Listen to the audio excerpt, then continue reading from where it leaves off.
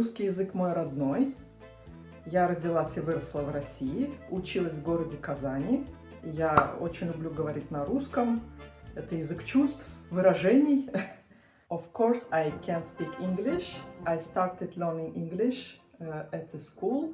Now I'm living in Sweden and I use my English just when I'm traveling. So it's not so often I using my English. Jag kan också prata svenska. Jag kom till Sverige i 2015. När jag var liten hemma i Ryssland brukade jag läsa böcker av Astrid Lindgren, Pippi Långstrump eller Karlsson på taket.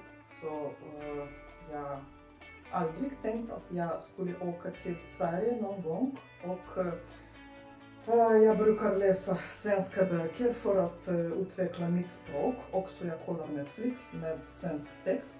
Jag alltid kämpar med ljudet H. Det är speciellt svårt för mig. Till exempel kafamän sköttes av sköna sjuksköterskor. Ana behke arabi shway.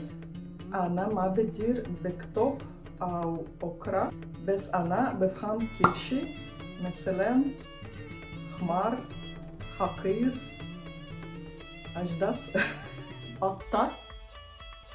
Еще один язык, которым я владею, это язык кошек. Мяу. Стина, ты понимаешь меня? Она не в настроении. Ну, пусть идет. Последнее. Когда я училась в школе, я изучала также татарский язык.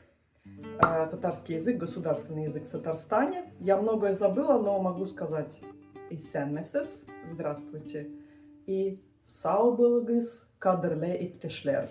Это значит «До свидания, дорогие друзья».